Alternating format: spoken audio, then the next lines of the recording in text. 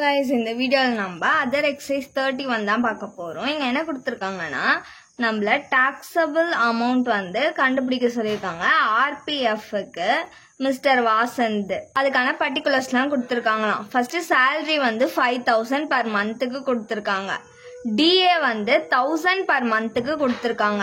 Next 10% வந்து commission on turn over எவ்வளோனா 60000 கொடுத்திருக்காங்க. நெக்ஸ்ட் ஃபிக்ஸ்டு கமிஷன் வந்து 300 per monthக்கு கொடுத்திருக்காங்க. அவரோட எம்ப்ளாயர் கான்ட்ரிபியூட் எவ்வளோனா 2000 per month தான். இன்ட்ரெஸ்ட் கிரெடிட்டட் வந்து 10% கொடுத்திருக்காங்க 20000. இதோட ஃபார்மேட் வந்து பர்டிகுலர்ஸ் ருபீஸ். ஃபர்ஸ்ட் என்ன வரும்னா எம்ப்ளாயர் கான்ட்ரிபியூஷன் எவ்வளோ அமௌண்ட் கொடுத்துருந்தாங்கன்னா 2000 கொடுத்துருந்தாங்க பர் மந்த்துக்கு. இயருக்கு கன்வெர்ட் பண்ணணும்னா இன்டூ 12ஆல மல்டிப்ளை பண்ணிக்கணும். ஏன்னா 1 இயர்ல 12 மந்த் இன்டூ பண்ணனா நம்மளுக்கு 24000 கிடைக்கும். அவுட்டர் காலம்ல போட்டுக்கலாம்.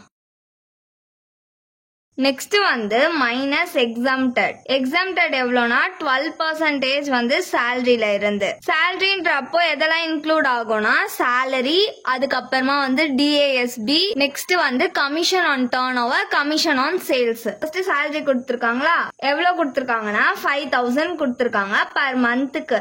நம்ம இயருக்கு கால்குலேட் பண்றதுனால இன்டூ 12ஆல மல்டிப்ளை பண்ணிக்கிறோம். மல்டிப்ளை பண்ணா நம்மளுக்கு 60000 கிடைக்கும்.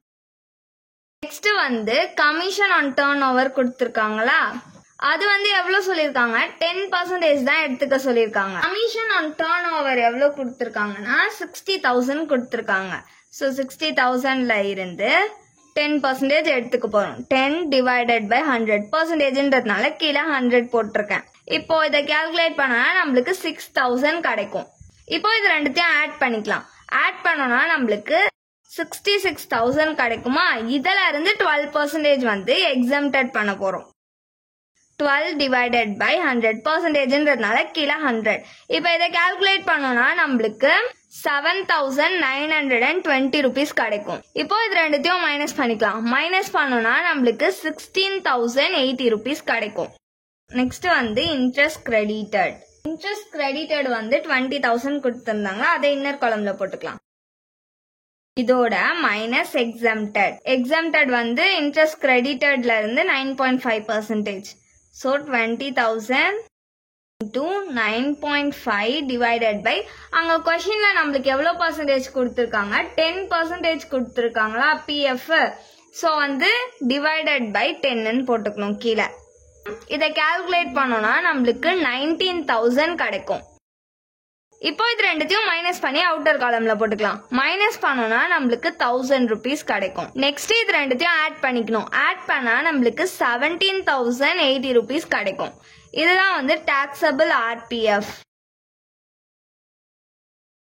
இப்ப நம்ம அதர் எக்ஸசைஸ் 32 தான் பார்க்க போறோம். இங்க என்ன கொடுத்திருக்காங்கன்னா கிராஸ் சேலரிய கால்குலேட் பண்ண சொல்லியிருக்காங்க கொடுத்திருக்க இன்ஃபர்மேஷன்ல இருந்து. ஃபர்ஸ்ட் நம்மளுக்கு என்ன கொடுத்திருக்காங்க சேலரி 5000 பர் மந்த்துக்கு கொடுத்திருக்காங்க.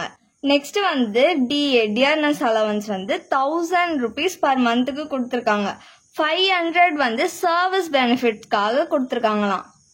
நெக்ஸ்ட் வந்து அட்வான்ஸ் சேலரி வந்து 2 மந்த்ஸுக்கு கொடுத்திருக்காங்க. எவ்வளோனா 11000. நெக்ஸ்ட் எம்ப்ளாயர் கான்ட்ரிபியூஷன் வந்து RPFக்கு 800 பர் மந்த். எம்ப்ளாயர் கான்ட்ரிபியூஷன் கொடுத்திருக்காங்களா, அப்ப நம்ம வந்து டாக்ஸபிள் RPF கால்குலேட் பண்ணணும். இதோட ஃபார்மேட் வந்து பர்டிகுலர்ஸ் ருபீஸ். ஃபர்ஸ்ட் நம்ம வந்து டாக்ஸபிள் RPF கண்டுபிடிக்கணும்.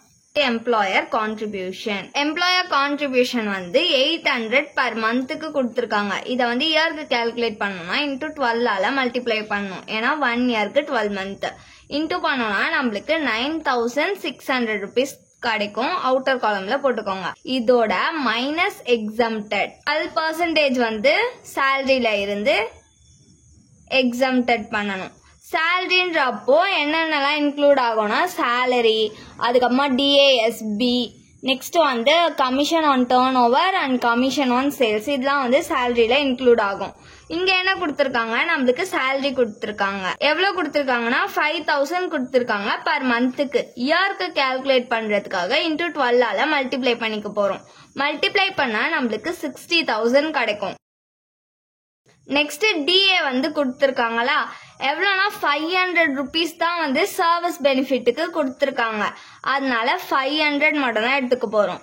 அது வந்து பர் மந்த்துக்கு கொடுத்துருக்காங்க. இயர்க்கு கால்குலேட் பண்ணணும்னா இன்டூ 12ஆல மல்டிப்ளை பண்ணிக்கணும். மல்டிப்ளை பண்ணா நம்மளுக்கு 6000 கிடைக்கும்.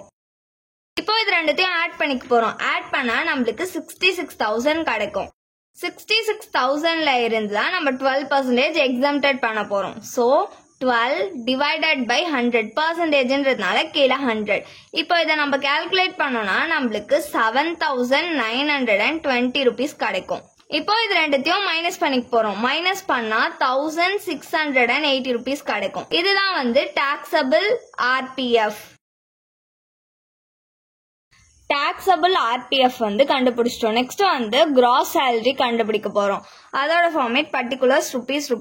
என்ன கொடுத்திருக்காங்க? salary கொடுத்திருக்காங்க. gross profitனாலே கொடுத்திருக்க எல்லா இன்ஃபர்மேஷனையும் ஆட் பண்ணிக்கணும். salary எவ்வளவு கொடுத்திருக்காங்கன்னா 5,000 கொடுத்திருக்காங்க பர் மந்த்துக்கு. இயருக்கு கன்வெர்ட் பண்ணணும்னா இன்டூ 12ஆல மல்டிப்ளை பண்ணிக்கணும். மல்டிப்ளை பண்ணணும்னா நம்மளுக்கு 60,000 கிடைக்கும். அவுட்டர் காலம்ல போட்டுக்கோங்க. நெக்ஸ்ட் வந்து டிஏ வந்து சர்வீஸ் பெனிஃபிட்டுக்கு 500 கொடுத்தாங்கல்ல, அது வந்து எடுத்துக்க கூடாது. டிஏ வந்து எவ்வளவு கொடுத்திருந்தாங்க? 1000 rupees கொடுத்திருந்தாங்க பர் மந்த்துக்கு. இயருக்கு கன்வெர்ட் பண்ணணும்னா இன்டூ 12ஆல மல்டிப்ளை பண்ணிக்கணும். மல்டிப்ளை பண்ணணும்னா நம்மளுக்கு 12,000 கிடைக்கும். அட்வான்ஸ் சேலரி கொடுத்திருந்தாங்களா, அதையும் எடுத்துக்கணும். எவ்வளவு கொடுத்திருந்தாங்க? 11,000. நெக்ஸ்ட் வந்து taxable RPF நம்ம கண்டுபிடிச்சோம்ல, அதை எடுத்துக்கணும். எவ்வளவு கண்டுபிடிச்சோம்? 1,680 rupees. இப்போ இது எல்லாத்தையும் ஆட் பண்ணிக்க போறோம். ஆட் பண்ணோம்னா நம்மளுக்கு 84,680 rupees கிடைக்கும். இதுதான் வந்து gross salary. Thanks for watching.